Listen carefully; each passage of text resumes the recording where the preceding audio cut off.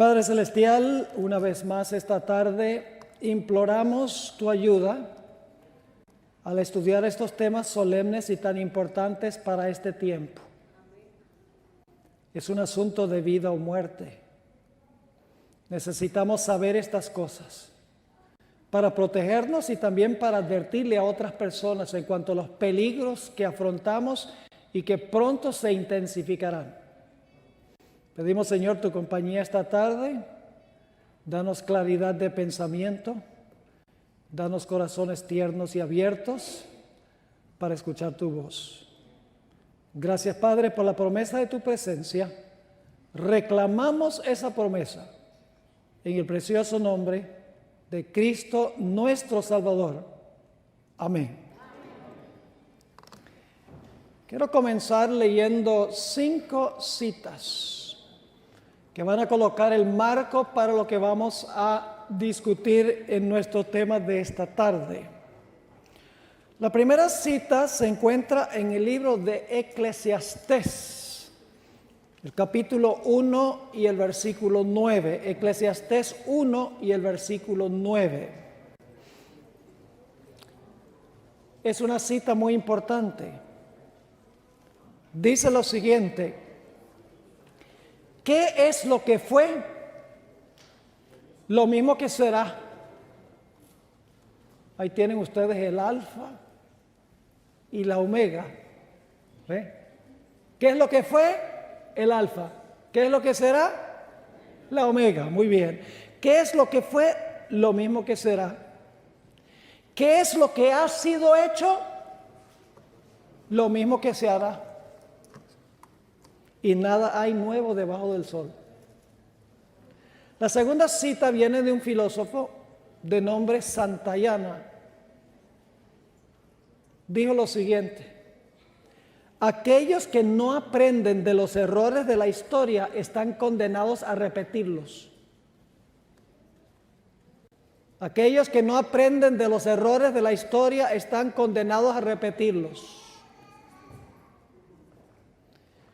La siguiente cita se encuentra en Proverbios, capítulo 29 y el versículo 18. Un texto muy bien conocido por los adventistas, muy usado. Dice allí el sabio, inspirado por el Espíritu Santo: donde no hay visión, el pueblo se desenfrena. Cuando usa la palabra visión aquí, no la está usando como nosotros debemos ser gente de visión. No está usándolo en ese sentido. La palabra visión es la misma que se usa en Daniel 7 para hablar de la visión que tuvo Daniel de las bestias. Es decir, donde no hay visión profética, el pueblo pierde el control. El pueblo se desenfrena. La siguiente cita está en 1 Timoteo 4 y el versículo 1. Una cita que se ha leído antes durante el transcurso de este temario esta semana.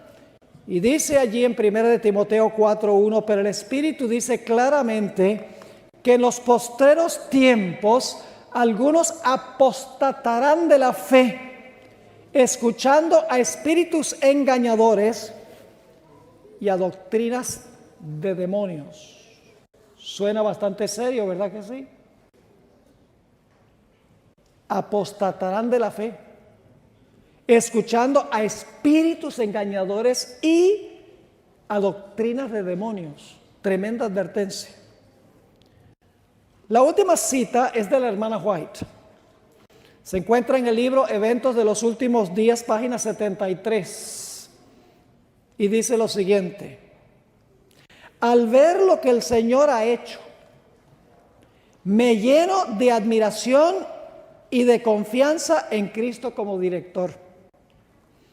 No tenemos nada que temer del futuro, al menos que nos olvidemos la manera en que el Señor nos ha conducido y lo que nos ha enseñado en nuestra historia pasada.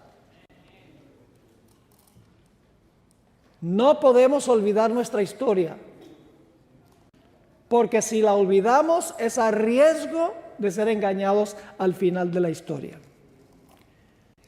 Ahora, para comenzar, quiero decir algunas cosas en cuanto a lo que la Biblia dice de Dios.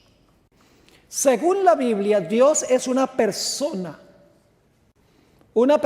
infinita que habita en un lugar específico que se llama cielo. Por eso nosotros oramos: Padre nuestro que estás en los cielos. Es decir, Dios tiene su trono en un lugar específico en el cielo y es una persona. El segundo punto que quiero recalcar en cuanto a Dios es que Dios es trascendente. Es una palabra que no usamos muy a menudo, así que les voy a explicar qué significa. Significa que Dios está por encima de su creación, está fuera de su creación. Dios es distinto que su creación. Podemos distinguir entre Dios y su creación. No son la misma cosa. Cristo nos enseñó a orar: Padre nuestro que estás en el cielo. Esto indica que Dios es una persona porque se le llama Padre. Además de eso, nos dice que Dios habita en un lugar, el cielo. Y en tercer lugar, nos dice que nosotros debemos nuestro origen a Él, porque Él es Padre. Si es Padre, nosotros somos hijos y nosotros no somos lo mismo que Él, nos originamos de Él. Hay un texto en la Biblia que presenta el equilibrio perfecto entre la trascendencia de Dios y la inmanencia de Dios. Trascendencia significa que Dios está fuera y separado de su creación, pero la Biblia también dice que Dios entra en contacto con su creación. No es la creación, pero entra en contacto con la creación. Esta cita está en Isaías 57 y el versículo 15. Isaías 57, 15, donde dice lo siguiente: porque así dijo el alto y sublime, el que habita la eternidad y cuyo nombre es santo. Y luego dice Dios: yo habito en la altura y la santidad. Esa es la trascendencia de Dios. Es santo y está más allá y por encima de su creación.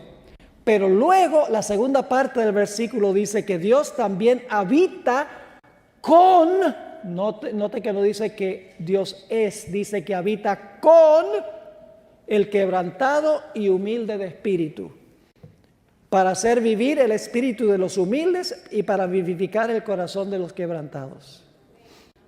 Dios está fuera de su creación. Dios está por encima de la creación, es trascendente.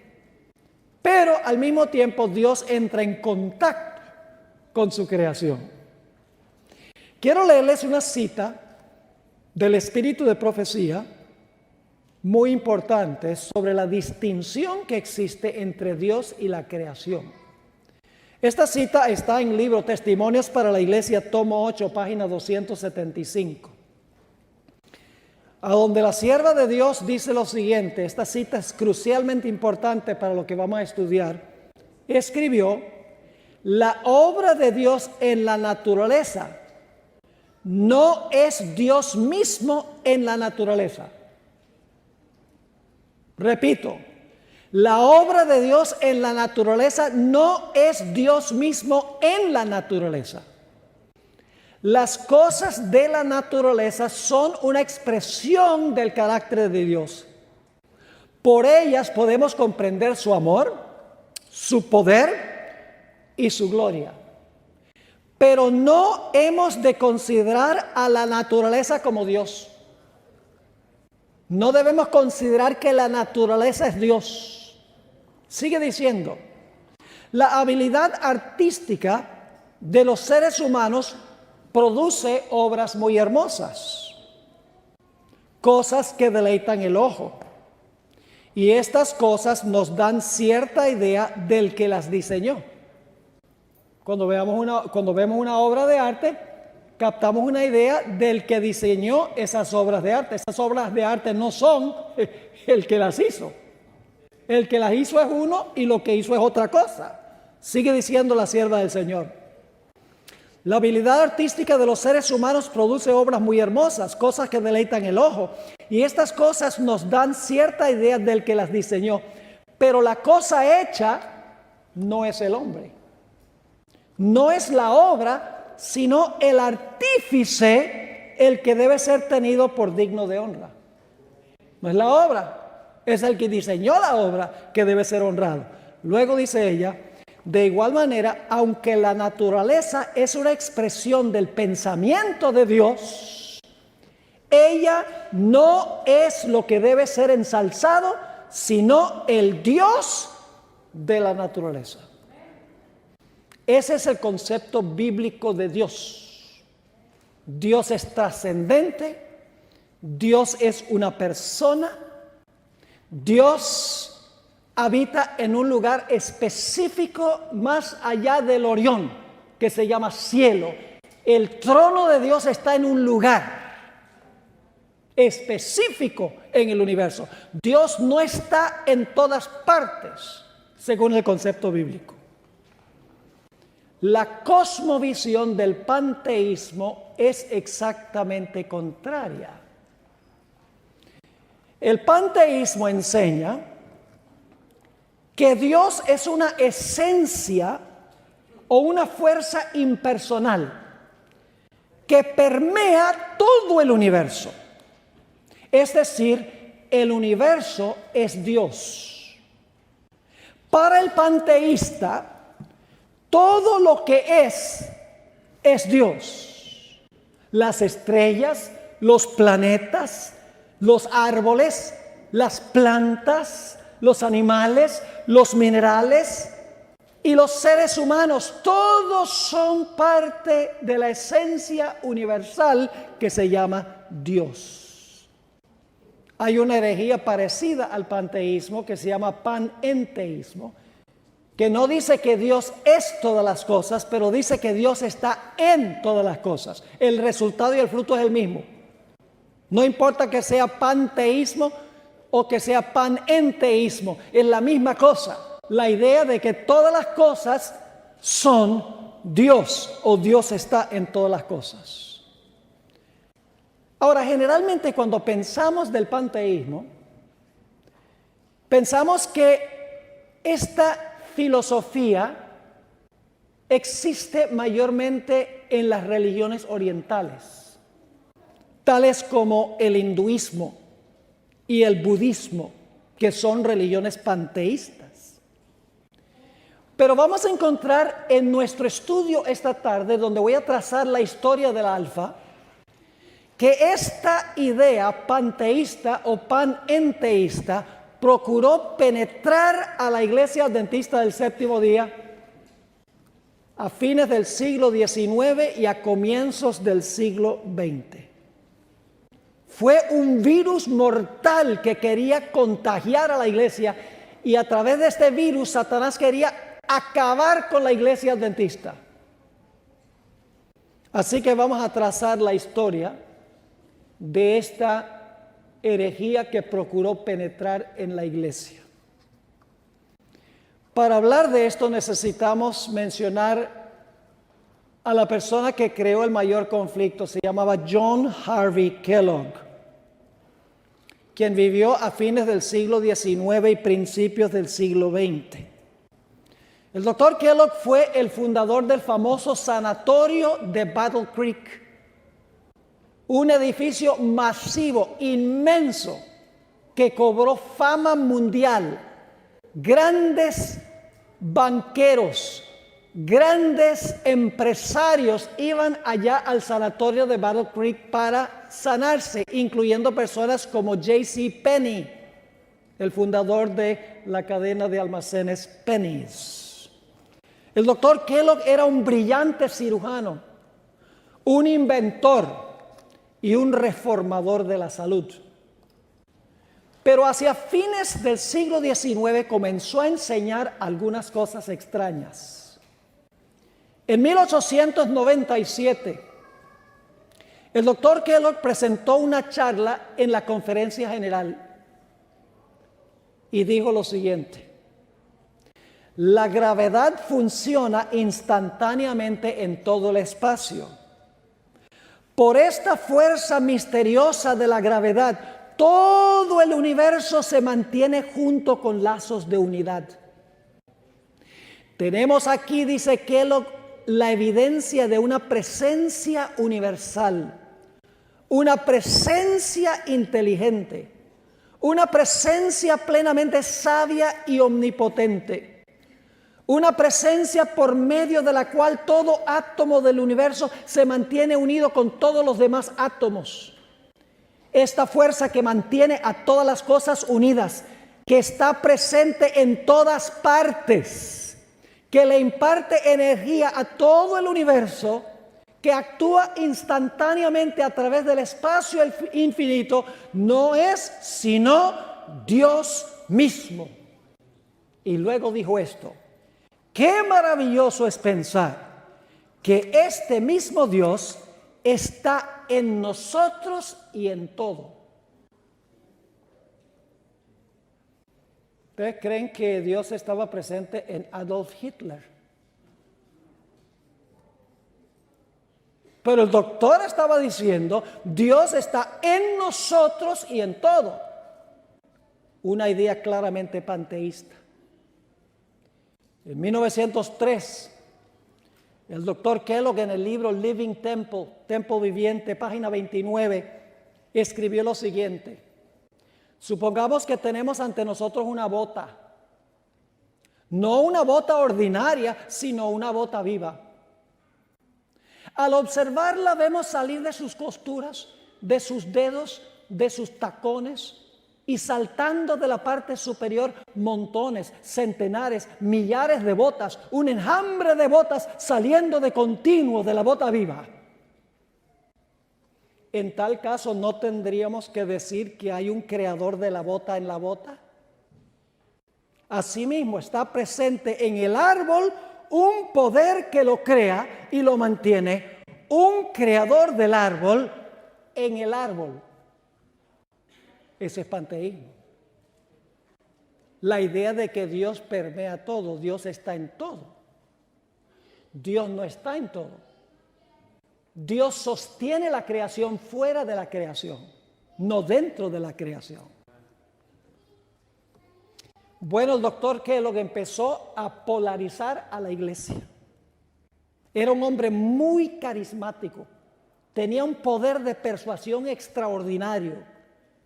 Y pronto, médicos, maestros, ministros, teólogos y administradores empezaron a colocarse del lado del doctor Kellogg y comenzaron a defender sus ideas.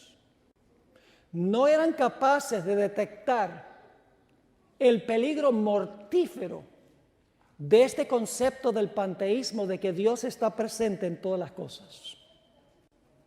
Más o menos alrededor de este tiempo, un pastor de la iglesia muy bien conocido, el pastor W.A. Spicer, quien era 13 años menor que Kellogg, regresó de la India, donde había servido como misionero.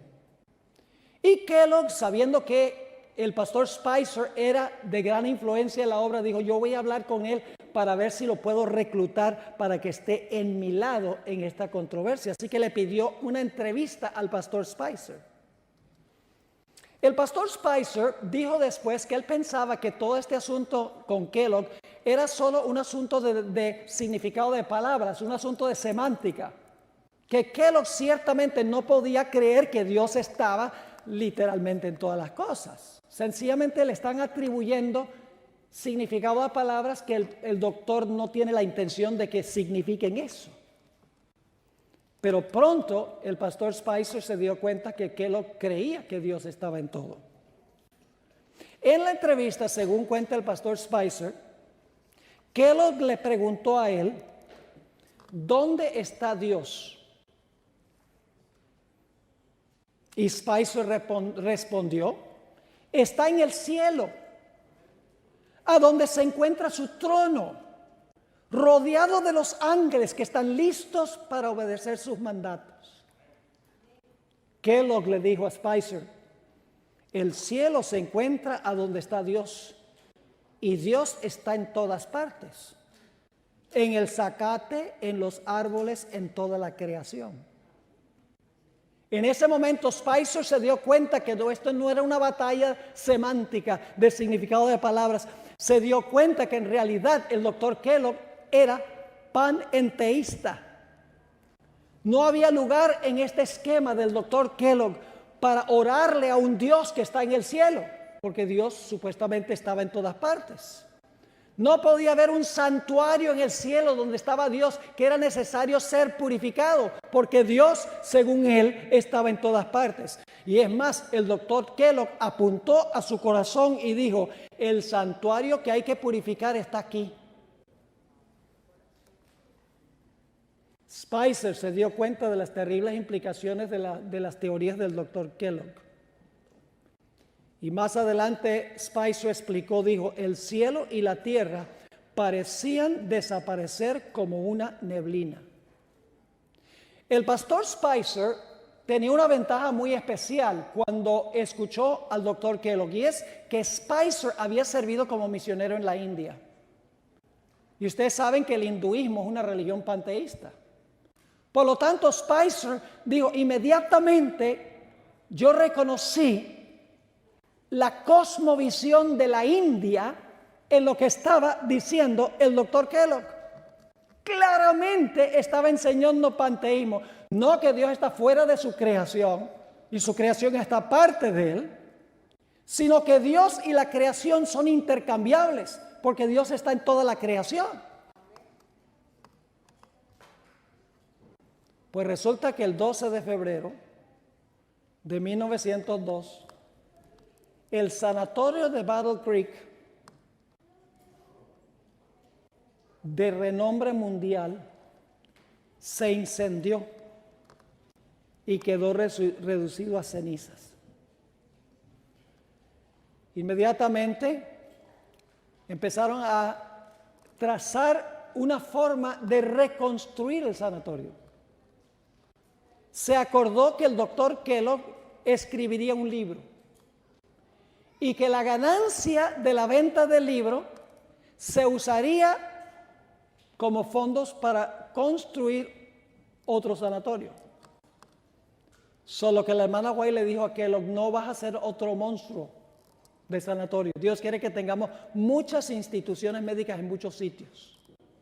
Pero Kellogg le gustaba hacer las cosas en grande. En 1903 el doctor Kellogg terminó su libro, el libro que se iba a vender. Cuando se leyó el libro se descubrieron toda clase de frases repletas de panteísmo, aunque el doctor Kellogg había prometido que no iba a incluir en el libro ninguno de sus conceptos panteístas. Estaba el libro saturado de panteísmo. Por ejemplo, en la página 28 del libro, dicho sea de paso, yo tengo un ejemplar del libro Living Temple, que se publicó en esa época. Dijo Kellogg, Dios es la explicación de la naturaleza, no un Dios fuera de la naturaleza, sino dentro de ella, y que se manifiesta en y por medio de todos los objetos, los movimientos y los variados fenómenos del universo. No un Dios fuera, dice él, de la naturaleza, sino un Dios que está dentro de la naturaleza. En la página 52 del mismo libro, el doctor Kellogg explicó que ciertos fenómenos eran una prueba fisiológica de que existe en el cuerpo un poder superior a la composición material o la sustancia del cuerpo. Un poder en el cuerpo que ejerce una supervisión y control constante por medio del cual se preserva la identidad individual. Y luego escribió, es Dios mismo la presencia divina en el templo. Para apoyar su herejía, el doctor Kellogg citó las palabras de Pablo, donde dice, ¿no sabéis que vuestro cuerpo es templo del Espíritu Santo? Esto llevó a la hermana White a reprender a Kellogg por el mal uso de la Biblia y de sus escritos. Leo de Mensajes Selectos, tomo 1, página 236. Dice la hermana White, muchos vienen a mí pidiéndome que les explique los puntos de vista presentados en el libro Living Temple. Contesto, son inexplicables. Las opiniones expresadas no dan un verdadero conocimiento de Dios. En todo el libro hay pasajes de las Escrituras. Estos textos se presentan de tal manera que el error parece verdad. Wow. Teorías erróneas, ahora escuchen bien, teorías erróneas se presentan de una manera tan agradable que al menos que se tenga cuidado, muchos serán descarriados. Parecía ser agradable las enseñanzas. Imagínense ustedes, qué lindo pensar que Dios está tan cerca de nosotros que Él y nosotros somos intercambiables, lo pone cerquita de nosotros. Pero las repercusiones son mortíferas, como vamos a ver. El doctor también escribió en su libro Living Temple, página 412. Escuchen esto, no olvidemos que la luz solar es la sonrisa bendita de Dios. Me perdonan, pero la luz solar no es la sonrisa bendita de Dios. Es una evidencia de Dios, pero no es la sonrisa de Dios. Siguió escribiendo, no olvidemos que los rayos del sol son la luz, la vida, la gloria y la verdadera Shekinah. La presencia real que debe llenar el templo. Que la brisa refrescante es el aliento del cielo. Un verdadero mensajero de vida que nos viene con salud en sus alas. En 1901 el doctor Kellogg había dicho, y escuchen esto, Dios está en mí y todo lo que yo hago es por el poder de Dios. Todo acto mío es una obra creativa de Dios. Eso escribió el doctor Kellogg. Eso se encuentra en General Conference Bulletin del segundo trimestre de 1901, página 497. Está diciendo, todo lo que hago es el Dios que lo está haciendo porque Él decía que Él era Dios, básicamente, porque Dios está en todo. Sí, de eso vamos a hablar mañana, del Papa Francisco, tremendo panteísta y ecuménico. Porque imagínense, si todo es Dios, ¿por qué estamos peleando las denominaciones? Unámonos, porque es que al fin y al cabo, pues como todos somos Dios, pues unámonos en uno. Pero eso lo guardamos para mañana. Ahora, en vista de la oposición que había de no publicar el libro, porque se decía, no vamos a publicar este libro que está lleno de panteísmo, aun cuando el doctor prometió que no iba a incluir sus ideas en el libro, el doctor Kellogg decidió apelar a la conferencia general, específicamente al pastor Arturo Daniels, quien era el presidente en ese tiempo. Y el pastor Daniels y la conferencia general rehusaron apoyar la publicación del libro.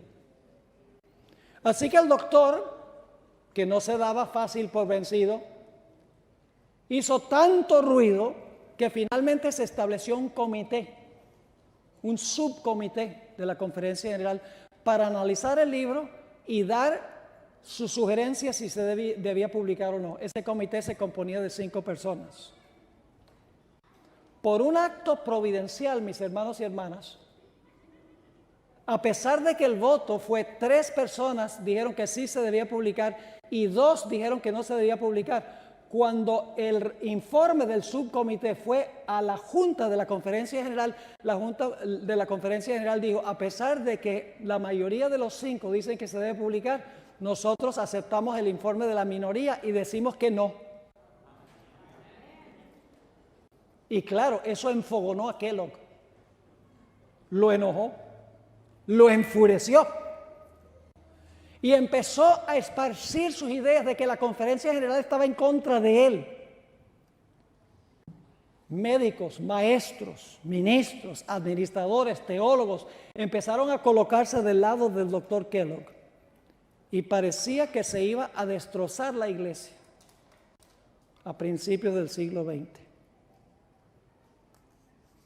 Ahora, lo interesante es que a pesar de que la conferencia general dijo no se va a publicar el libro, el comité ejecutivo, el doctor Kellogg mandó el libro a nuestra casa publicadora Review and Herald.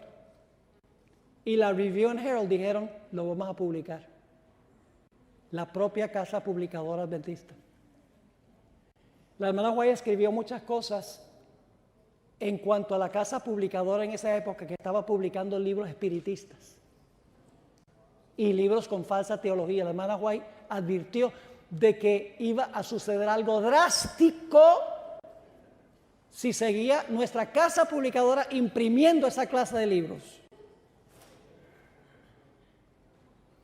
Pues resulta, mis hermanos y hermanas, que mandó Kellogg el libro a la Review and Herald y algo sucedió.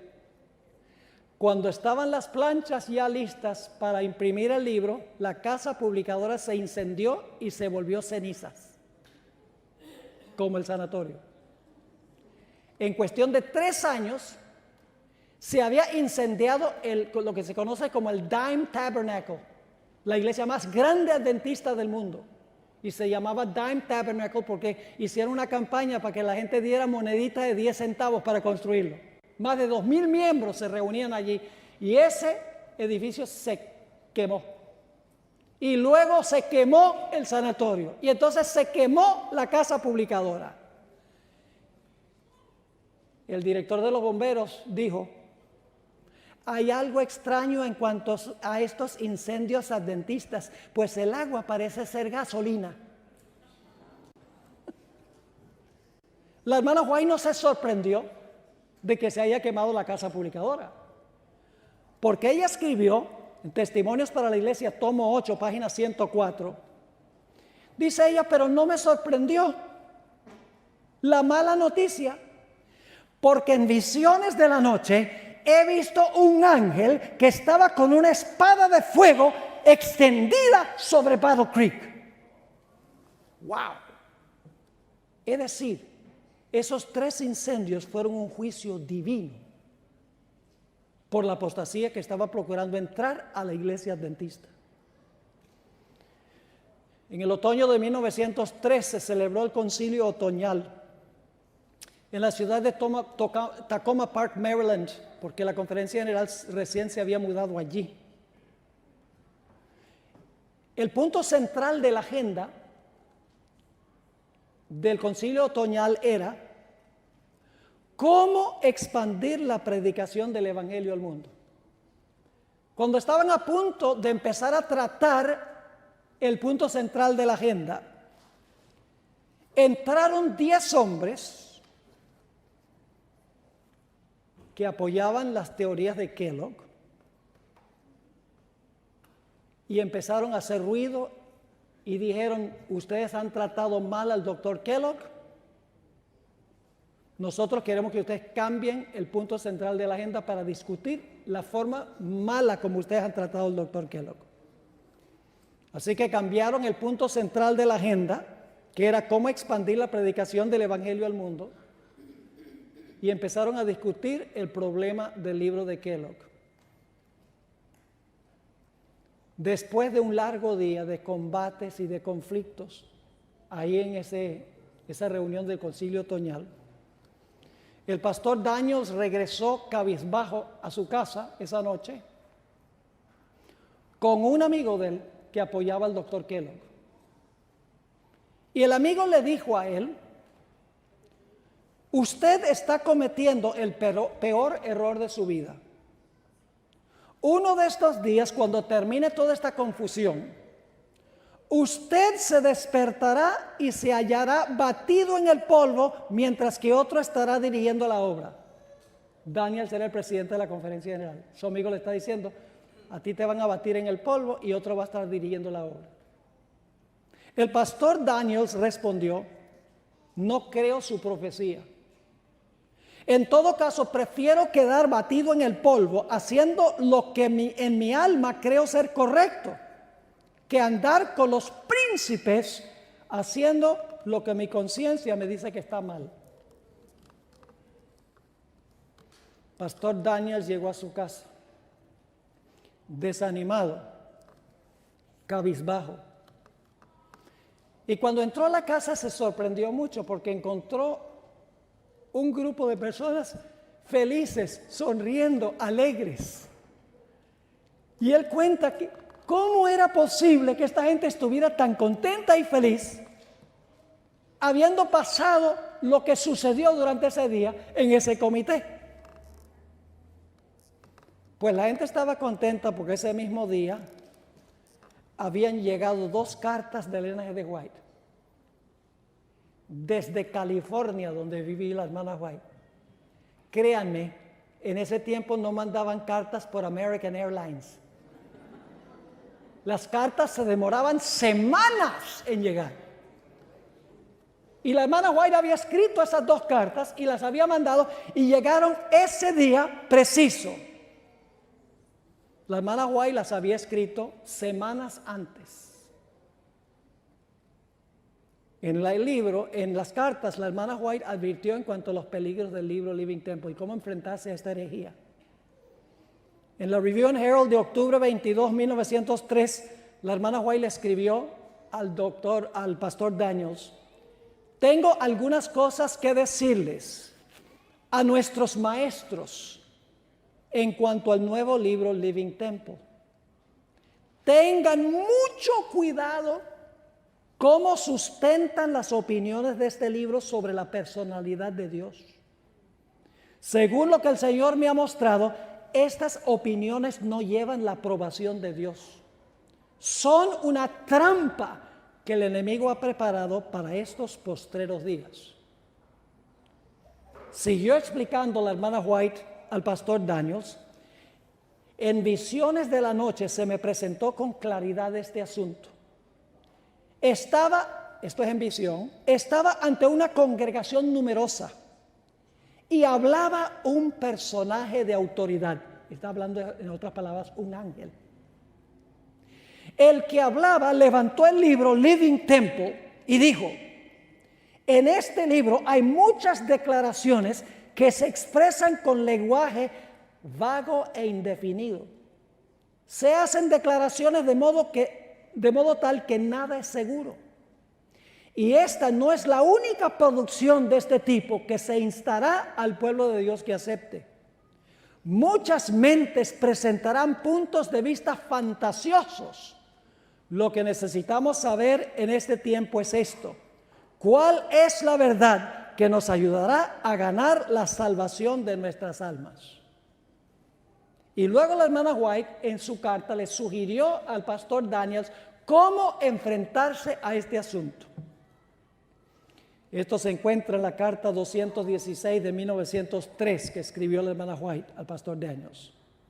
Le dijo ella a él: después de tomar una posición firme, sabia y cautelosa, no haga concesiones en ningún punto sobre el cual Dios ha hablado claramente. Tenga la calma de una tarde de verano, pero manténgase tan fijo como los montes eternos. Si usted cediera, estaría vendiendo toda la causa de Dios a manos del enemigo. No hemos de vender la causa de Dios. Tenemos que enfrentarnos a estos asuntos con determinación. Según cuentan los que estaban presentes, hubo muchos amenes y muchos aleluyas de los que estaban presentes diciendo: fíjense, las cartas llegaron el día preciso en que más se necesitaban. No todos aceptaron los mensajes. Muchos maestros, médicos, teólogos, administradores rechazaron el mensaje de Dios, aún viendo que las cartas habían llegado en el momento exacto. Abandonaron la iglesia adventista.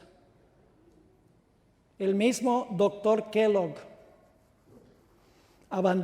perdió su fe y abandonó la iglesia adventista, perdió interés en la religión.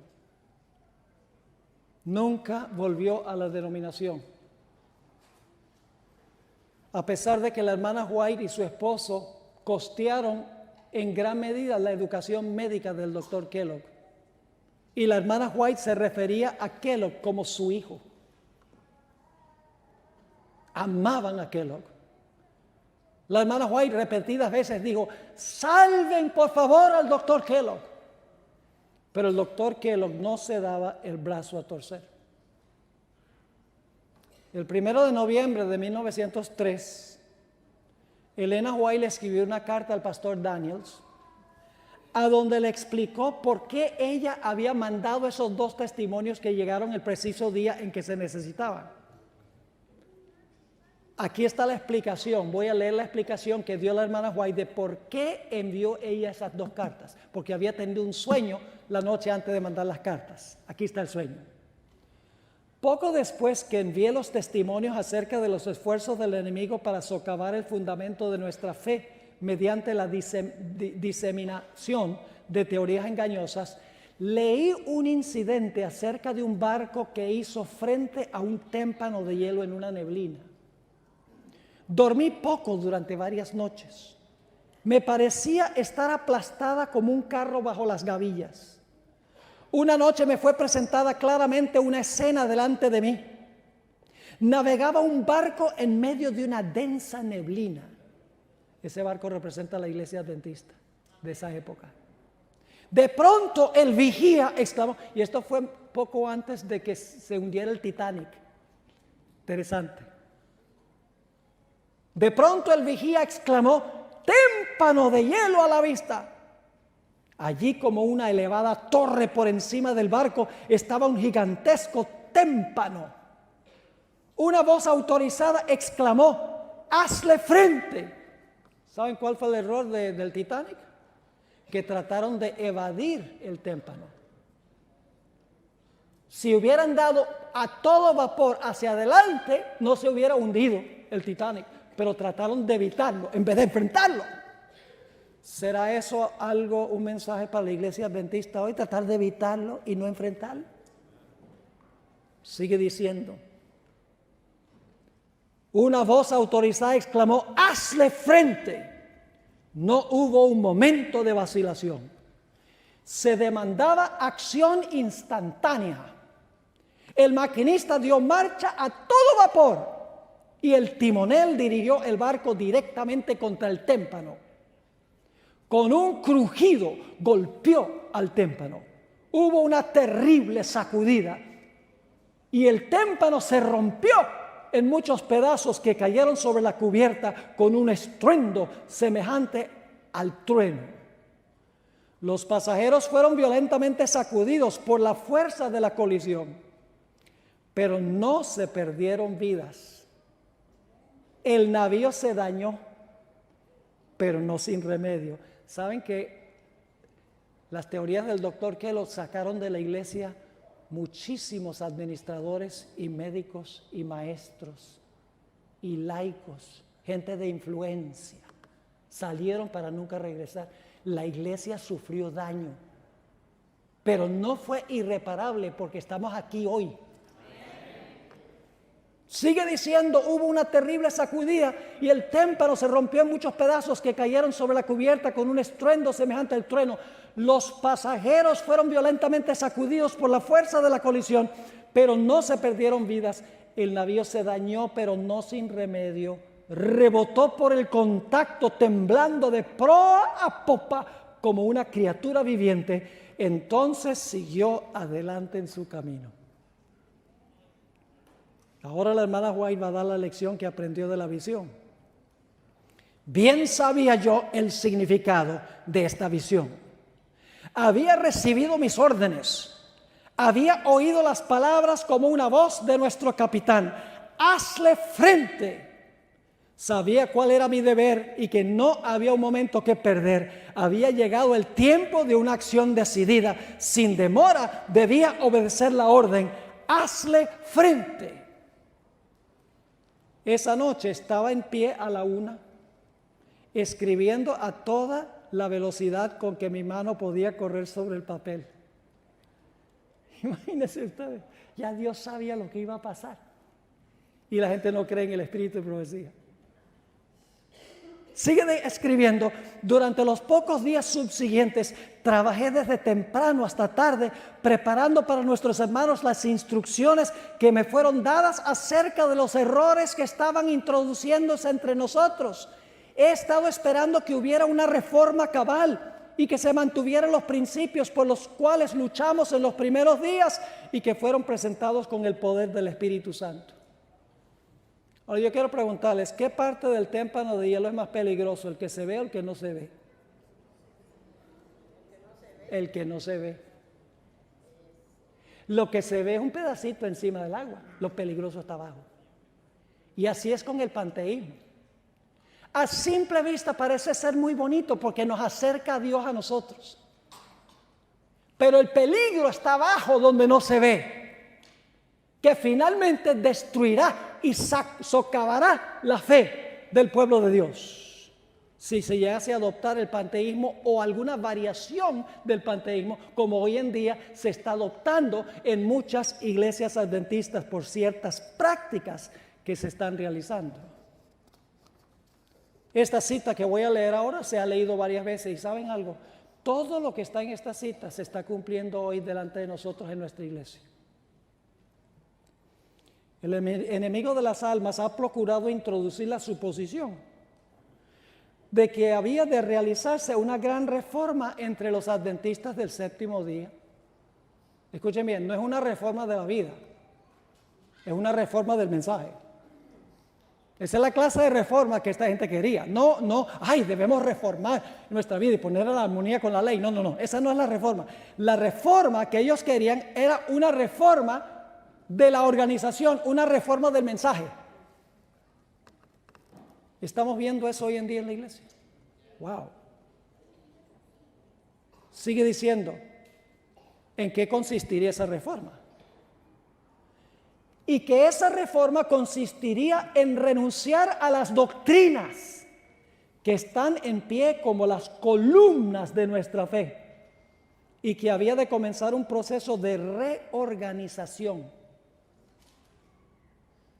Si se efectuara esta reforma, ¿qué resultaría? Pregunta la hermana White. Sería cambiada nuestra religión. Lo que nos hace adventistas cambiaría. Los que han sostenido la obra durante los últimos 50 años serían considerados como error. Se establecería una nueva organización. Escuchen ustedes algo. Un pastor prominente, no lejos de aquí, hace una semana, en su iglesia, después del culto, él reunió a los que querían venir para dar un informe de lo que había pasado en Concilio Otoñal, porque es miembro del Comité Ejecutivo de la Conferencia General, que es el Concilio Otoñal. Y él dijo en esa reunión, hermanos y hermanas, tal vez ha llegado el momento de establecer una nueva denominación por el asunto de la ordenación de la mujer. Se establecería una nueva organización. Se escribirían libros de una nueva orientación. Solo tienen que ir a la ABC. Ahí están. Entremezclados error y verdad. Se introduciría un sistema de filosofía intelectual, oración contemplativa, vaciar la mente como la filosofía hindú y budista. Eso está pasando. Se introduciría un sistema de filosofía intelectual. Los fundadores de este sistema irían a las ciudades y harían una obra maravillosa. Los que están en este movimiento del One Project dicen, hay que ir a ayudar a los pobres, a los necesitados, y hacen una buena obra. Pero la sierva de Dios dice, por supuesto, se tendría poco en cuenta el sábado. Y también el Dios que lo creó. No, escuchen bien, no se permitiría que nada se interpusiera en el camino del nuevo movimiento. Ustedes saben que yo he estado muy involucrado en el proceso de la discusión sobre la ordenación de la mujer. Por eso he estado al tanto durante las últimas 2 o 3 semanas en cuanto a lo que están diciendo los diferentes grupos sobre este asunto, porque se trató en el concilio otoñal hace una semana más o menos. Y les digo, hermanos y hermanas, los emails que uno lee, por ejemplo en Spectrum, donde la gente opina, son odiosos. Hablando de la necesidad de separarse de la iglesia, de retener los diezmos, de que el pastor Wilson es un dictador, de que es un Hitler. Otro le dijo que es el Papa Adventista. ¿En serio? Porque no permitirían que nadie se interponga entre los que quieren. Sigue diciendo, los dirigentes enseñarían que la virtud es mejor que el vicio. Pero habiendo puesto de lado a Dios, escuchen, van a decir, la virtud es mejor que el vicio. Pero, habiendo puesto de lado a Dios, resolverían depender del poder humano, que no tiene valor sin Dios. Su fundamento estaría edificado sobre la arena, y la tormenta y la tempestad barrerían la estructura. Si llegasen a establecer otra organización, la organización está condenada desde un principio. Porque esta iglesia es la iglesia remanente de Dios. Esta. ¿Tiene sus problemas? Sí. Tiene muchos en su medio que están en apostasía, que están enseñando doctrinas contrarias a la fe adventista, pero la iglesia es la iglesia del Señor y Él tiene su ojo puesto en esta iglesia. Pero nosotros tenemos que hablar, porque el problema es que los laicos se quedan callados, ven que se introduce en la iglesia toda clase de música, dicen, ay, pero vamos a conservar la paz. Y eso no es paz. Cuando vemos algo que está mal en la iglesia hay que hablar. Y hay que tratar de remediarlo dentro de la iglesia.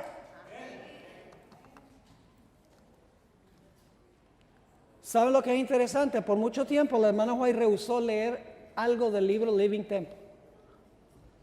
La hermana White dice, no quiero leerlo. No tengo confianza. La profetisa de Dios dijo, no me atrevo a leerlo. Por temor a lo que podría hacer con su mente. Permítame leerles esta cita. ¿Les vale esta historia, hermanos y hermanas?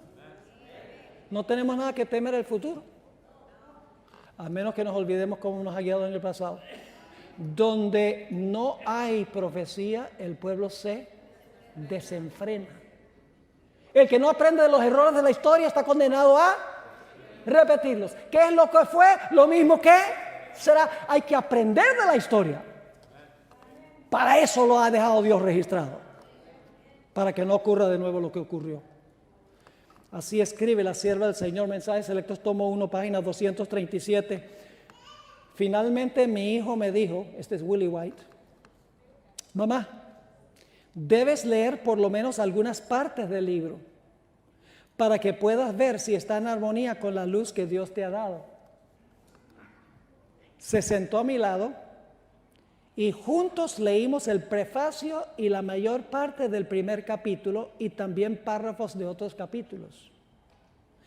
A medida que leíamos, reconocí las mismas opiniones contra las cuales se me había ordenado que hablara en forma de advertencia durante los primeros días de mis trabajos públicos. Ya la hermana White se había enfrentado a esto en la teología de la carne santa cuando la iglesia comenzó. ¿Y saben lo que es interesante? El panteísmo no es la única herejía que procuró penetrar a la iglesia a principios de la década de los 1900. También en ese tiempo ocurrió el famoso campestre de Indiana, a donde tenía música con tambores y baile y gritería.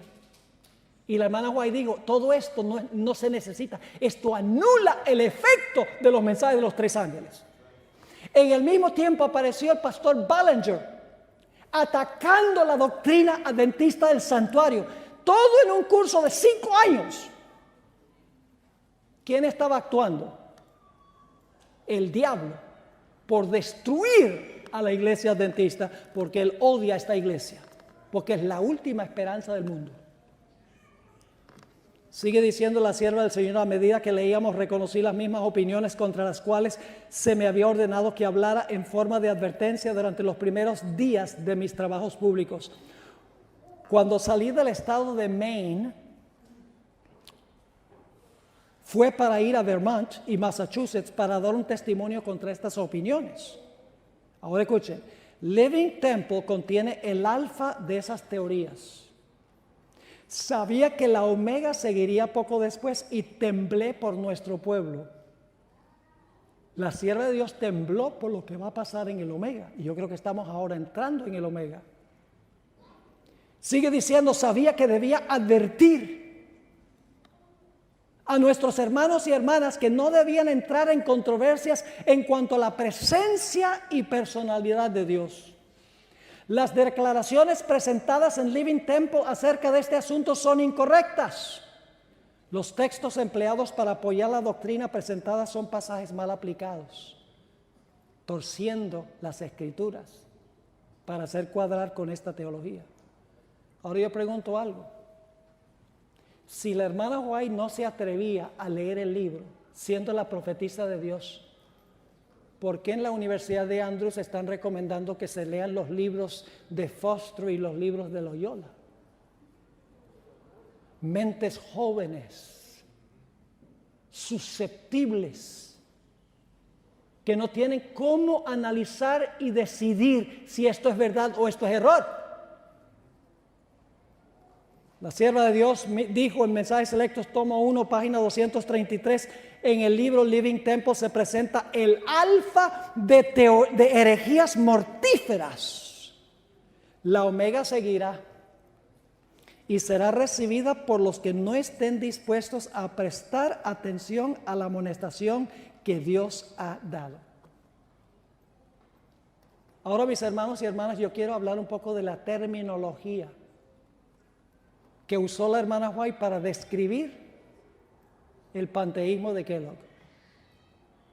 Una terminología muy extraña. La hermana White no sabía cómo llamar a esta herejía, pero Dios le dijo qué nombre darle a esta herejía. Testimonios para la Iglesia, tomo 8, página 307. Escribió la sierva de Dios: he visto los resultados de estas ideas fantasiosas con respecto a Dios. Y luego dice cuáles son los resultados, que son la apostasía, el espiritismo y el amor libre. ¿What? ¿Que el panteísmo lleva finalmente al amor libre? ¿Saben? Hoy en día, ¿quiénes pueden ustedes recordar que usaban esa idea de amor libre? Los hippies. No ley, amor. Amor libre. Así que ella dice, yo vi los resultados de estas teorías, de que Dios está en todo y todo es Dios. Los resultados son la apostasía, el espiritismo y el amor libre. Y luego dice esto: la tendencia al amor libre que promueven estas enseñanzas estaba tan bien disimulada que era difícil al principio discernir su verdadero carácter. Hasta que el Señor me hubo presentado el asunto, no sabía cómo llamarlo, es decir, yo no sabía cómo llamar esta herejía. Pero dice ella, pero he recibido la orden de llamarlo amor espiritual impío. Y claro, tenemos que preguntarnos, bueno, si hay un unholy love, tiene que haber un holy love también. ¿Cuál es la diferencia entre el amor espiritual impío y el amor espiritual verdadero? Ese será nuestro último tema hoy a las 6. Así que Dios le dijo, llámalo amor espiritual impío, amor libre, la tendencia al amor libre. En el mismo tomo 8, página 306, la sierva de Dios escribió, las teorías panteístas no son confirmadas por la palabra de Dios. La luz de la verdad enseña que esas teorías son agentes destructores del alma. Las tinieblas son su elemento y la sensualidad su esfera. ¿Qué caracteriza a estas teorías panteístas? ¿Qué cosa? Las tinieblas son su elemento y la sensualidad su esfera. Agradan el corazón natural y dan rienda suelta a las inclinaciones. El resultado de aceptarlas es la separación de Dios.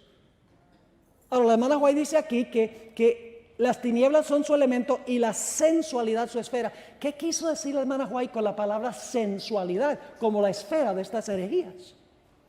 Bueno, yo busqué en un diccionario que hubiera sido usado por la hermana White en su época para ver qué significaba sensualidad en esa época. Esta es la definición. La sensualidad es la devoción o la gratificación de los apetitos corporales, indulgencia libre en los placeres carnales o sensuales. Es vivir una vida carnal, una vida sensual. La sierva de Dios escribió, Consejos para la Iglesia, página 589, las enseñanzas, escuchen bien, las enseñanzas impías son seguidas por prácticas pecaminosas. Si usted enseña una herejía, esa herejía se va a traducir en la acción. Así que dice, las enseñanzas impías son seguidas por prácticas pecaminosas. Es la carnada seductora del padre de las mentiras y da como resultado la impenitencia, es decir, una persona que no se arrepiente ya, que se complace en la impureza creyéndola justificada. Termina justificando ¿qué? La impureza. Es decir, que el panteísmo finalmente lleva a la gente a darle rienda suelta a sus bajas pasiones. Permítame leerles una cita de la hermana White donde ella explica un poco más este asunto. Nuestra situación se ha vuelto antinatural a causa del pecado.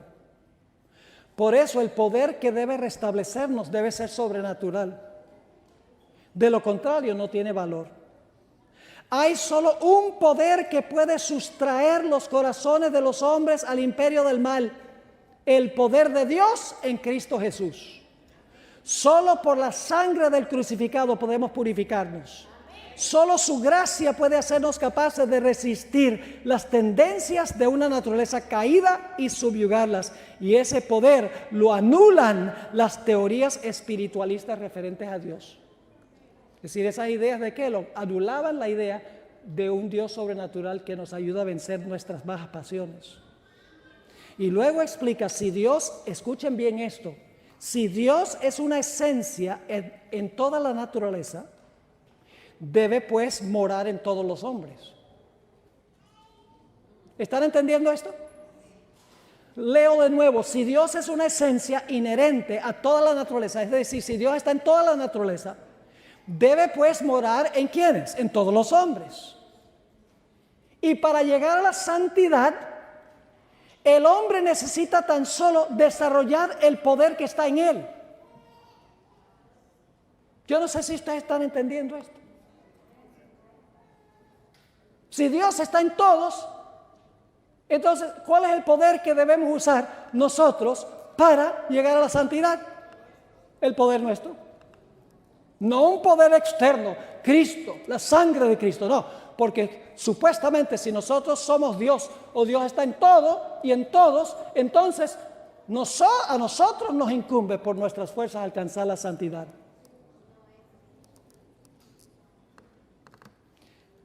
Para terminar este tema, hermanos y hermanas, quiero decirles que estas teorías de Kellogg eran un ataque directo contra la santificación. Un ataque frontal contra la santificación.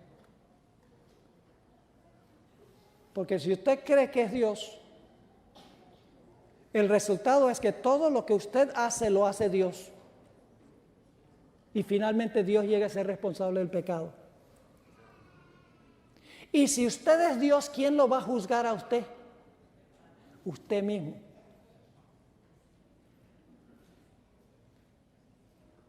Y si usted desempeña una mala acción que es pecaminosa, ¿quién está cometiendo esa acción pecaminosa? Dios, porque supuestamente usted es Dios. Es un ataque contra el poder de Dios para santificar nuestras vidas y atribuyéndole ese poder al hombre. En 1981, ya para terminar, Lewis Walton, un abogado que vive en Bakersfield, yo creo que Gerson debe conocerlo, escribió un libro que se titula Omega, publicado por la Review and Herald. Y allí él menciona 9 características del alfa. Les voy a mencionar esas 9 características. Número 1, llevaban adelante una obra engañosa los que apoyaban esta doctrina. Por ejemplo, la hermana White le advirtió al doctor Kellogg, lo reprendió por construir un sanatorio grandísimo en Chicago. Y el doctor Kellogg se mofó y dijo, la hermana White, fíjese que dice que tiene el don profético. Ese sanatorio en Chicago no existe. Lo que no dijo es que se habían hecho los planes de construirlo y ya los que apoyaban a Kellogg tenían todos los planos hechos. Y Dios le mostró cómo hubiera sido si hubiera sido construido. Pero usó el doctor Kellogg eso diciendo que no existía para minar la confianza en el espíritu de profecía. La hermana White, en Mensajes Selectos, tomo 1, página 189, dijo, no hemos de recibir las palabras de los que vienen con un mensaje que contradice los puntos especiales de nuestra fe. Reúnen un montón de versículos y los amontonan como una prueba en torno de las teorías que afirman. Esto ha sido hecho vez tras vez durante los últimos 50 años. Y al paso que las escrituras son la palabra de Dios y han de ser respetadas, es un gran error la aplicación de ellas si tal aplicación mueve un pilar del fundamento que Dios ha sostenido durante estos 50 años. El que hace tal aplicación no conoce la maravillosa demostración del Espíritu Santo que dio poder y fuerza a los mensajes pasados que han venido al pueblo de Dios. No precisamente lo que mencionaba Gerson en la presentación anterior. Eso está en Mensajes Selectos, tomo 1, página 189, Testimonios para los Ministros, página 42. Ella advierte en cuanto a esta idea de entremezclar la verdad con el error, usar textos bíblicos mal aplicados para engañar a la gente. Es decir, los del alfa usaban fraudulentamente la Biblia. En esta cita dice, se hallará que los que llevan un mensaje falso no tendrán un alto sentido de honor e integridad. Engañarán al pueblo, mezclarán con su error los testimonios de la hermana White y usarán su nombre para dar influencia a su obra. Seleccionan de los testimonios los pasajes que ellos piensan poder torcer para sostener sus posiciones y los colocan en un marco de falsedad, de tal manera que su error tenga peso y sea aceptado por el pueblo. El doctor Kellogg citaba a la hermana White y decía, la hermana White cree exactamente como yo. Sigue diciendo, interpretan erróneamente y aplican mal lo que Dios ha dado a la iglesia para amonestar, aconsejar, reprobar, consolar y animar a los que constituyen el pueblo remanente de Dios. Los que reciban los testimonios como mensaje de Dios están ayudados y bendecidos por ellos. Pero aquellos que toman ciertas partes simplemente para sostener alguna teoría o idea de su propia factura, para defender su conducta errónea, no serán bendecidos y beneficiados por lo que enseñan. La segunda característica es que los que impartieron el mensaje de Kellogg se caracterizaban por la crítica y causar división. ¿Estamos viendo eso hoy en día? La tercera característica, lanzaron un ataque contra las doctrinas distintivas de la iglesia adventista, especialmente la doctrina del santuario, la ley de Dios y el espíritu de profecía. Característica número 4, atacaron a los dirigentes de la iglesia y la estructura de la iglesia. Eso está pasando hoy en día. Quieren derrocar al pastor Wilson de su puesto. Y ahora yo les comparto algo. Yo no soy dirigente de la obra, yo estoy jubilado. Pero hay ciertas conferencias en Norteamérica, que no voy a mencionar, que me tienen prohibida la entrada. Inoficialmente, porque no se atreven a decirme a mí. Pero los pastores me llaman y dicen, pastor, queremos que venga a nuestra conferencia, a nuestra iglesia. Y yo les digo, ¿usted sabe lo que está diciendo su presidente?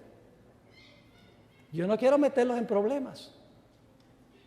Dice, bueno, déjeme consultar. Y consultan y no me vuelven a llamar. Y algunas son conferencias grandes. Por mi posición sobre la ordenación de la mujer y el One Project.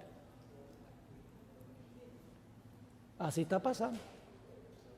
Yo que soy leal a la iglesia, al mensaje de la iglesia. Dicen, ese no viene para acá. No debe ser así. La credencial ministerial le abre las puertas a todos los lugares del mundo, el que tiene credencial ministerial. A los del Alfa atacaron a los dirigentes y la estructura de la iglesia. Querían ganar el control de la denominación, el doctor Kellogg. Quería tumbar al pastor Daniels. La quinta característica es que hicieron esfuerzos especiales por atraer y reclutar a los jóvenes. Cuando el doctor publicó su libro, reclutó a los jóvenes para distribuir el libro como colportores.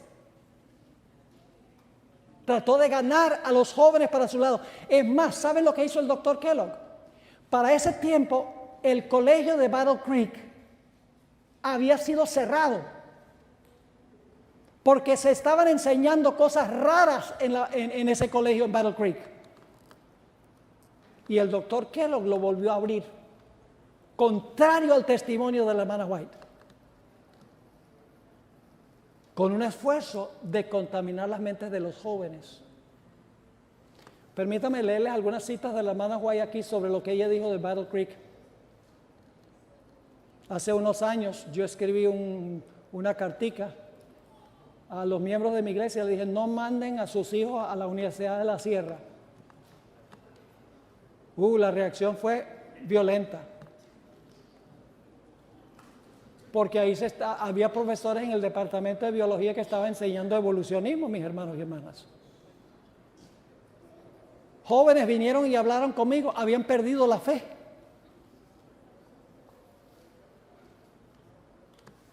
Y mencioné el caso de Battle Creek. Permítame leerles alguna de esas citas. Esto todo se encuentra en un libro que se llama Battle Creek Letters, página 102. Se han animado a los estudiantes y ayudantes del sanatorio que le escriban a sus padres y amigos para contarles las cosas maravillosas que ocurren allí, mientras que el Señor me mostró que estaba ocurriendo lo contrario. Es decir, estaban reclutando a la gente en el sanatorio para escribirle a los padres, esto es maravilloso, papá y mamá. La hermana White dice, el Señor me mostró que es exactamente lo contrario. Dice la sierva de Dios, no tenemos ningún mensaje que aconseje a los estudiantes a ir a Battle Creek para ser allí leudados por las insinuaciones que han sido y aún están siendo introducidos para debilitar la confianza de ellos en nuestros ministros y en nuestro mensaje. Hay aquellos que aprovechan cualquier oportunidad para sembrar semillas con malas insinuaciones. Y cuando vienen las tentaciones, aquellos en cuyas mentes han sido sembradas estas semillas, obrarán para desviar a otros de las verdades que el Señor nos ha mandado que impartamos al mundo. Escuchen esta. La palabra nos advierte Algunos apostatarán de la fe escuchando espíritus seductores y a doctrinas de demonios. Ella cita ese versículo y luego dice, ahora repetimos, padres, alejen a sus hijos de Battle Creek. Algunos de nuestros médicos misioneros se están leudando con la incredulidad. ¿Quién es responsable de darle a nuestros jóvenes una educación que ha dejado una influencia seductora sobre sus mentes? Y luego dice la hermana White esto. Un padre escribió que uno de sus hijos que envió a Battle Creek es ahora un incrédulo y el otro ha abandonado la verdad.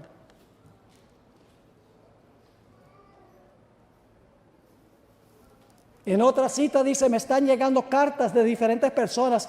El Señor me ha advertido que le diga a los padres, si sus hijos están en Battle Creek, sáquenlos sin demora. Satanás ha descendido con gran poder para obrar con todo engaño de iniquidad. Está imperando el sentir de que los testimonios de advertencia y reprensión que el Señor ha dado durante los últimos 50 años no son confiables, porque son el producto de la mente humana y no de origen divino. Eso es lo que estaban enseñando en Battle Creek. La característica número 6 fueron ataques contra el espíritu de profecía. Pero al mismo tiempo diciendo que apoyaban a la hermana White. En 1903 la hermana White escribió, una cosa es cierta. Aquellos adventistas del séptimo día que se coloquen bajo el estandarte de Satanás, primero abandonarán su confianza en las advertencias y reproches que contienen los testimonios del Espíritu de Dios. En 1905 escribió, algunos han estado obrando artificiosamente con el fin de anular el efecto de los testimonios de advertencia y reproche que han pasado la prueba ya por medio siglo y al mismo tiempo niegan que estén haciendo tal cosa. Están tratando de anular el efecto, pero ellos, nosotros no estamos haciendo eso. Escribió en 1890, se encenderá un odio satánico contra los testimonios. La obra de Satanás será inquietar la fe de las iglesias en ellas por esta razón.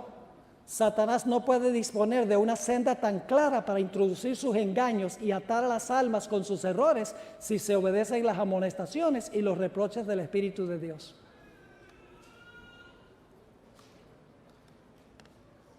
Hay una iglesia en Fresno, donde yo vivo, que cuando se invita a un pastor a predicar allí, antes de que suba a la plataforma le dicen, aquí está prohibido citar algo de Elena White.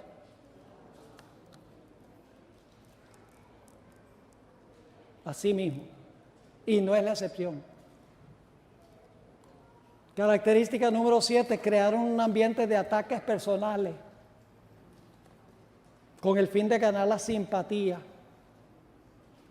Número 8, estoy avanzando aquí rápidamente, ya vamos a terminar. Número 8, atacaron las normas de la iglesia, diciendo que las normas de la iglesia, de la vestimenta, la alimentación, etcétera, era legalismo. Característica número 9, profesaban tener un mensaje para reformar a la iglesia, pero era para reformar las doctrinas y las creencias, no para reformar la vida. Termino leyendo una cita de Mensajes Selectos, tomo 1, página 235. No se pierdan la próxima presentación, porque aquí vamos a hablar de por qué la hermana White llamó amor espiritual impío. Esta es la cita. Como pueblo, hemos de mantenernos firmes en la plataforma de la verdad eterna que ha resistido la prueba y el examen. Hemos de aferrarnos a las seguras columnas de nuestra fe. Los principios de verdad que nos han revelado Dios son nuestro único fundamento verdadero. Nos han hecho lo que somos. El tiempo transcurrido no ha disminuido su valor. El enemigo se esfuerza constantemente por sacar estas verdades de su marco y poner en su lugar teorías espurias. Introducirá todo lo que pueda para llevar a cabo sus designios engañosos. Pero el Señor hará surgir a hombres de percepción aguda que darán a esas verdades su debido lugar en el plan de Dios. Y por eso estamos aquí. Por eso estamos haciendo esta serie. Yo represento el ministerio de Secrets Unsealed. Constantemente nos llegan cartas, correos electrónicos, diciendo qué está pasando en nuestra iglesia. Ya no se predican de profecías. La música se ha alborotado. No tenemos ya dónde ir a la iglesia. ¿Qué nos recomiendan? Y mi recomendación siempre es: quédense ahí y hablen. De nada vale salir. Pero quédense. Exprésense. Claro, con amor, con cariño, no con odio. Porque si todo el mundo se va, ¿quién va a ayudar a la iglesia? ¿De qué vale salir corriendo? Entonces, ¿dónde queda la iglesia? Dios quiere que nosotros quedemos en la iglesia, para tratar de lograr que la iglesia regrese al fundamento que Dios colocó al comienzo de nuestra iglesia. ¿Les quedó un poco más claro este movimiento panteísta? Gloria a Dios.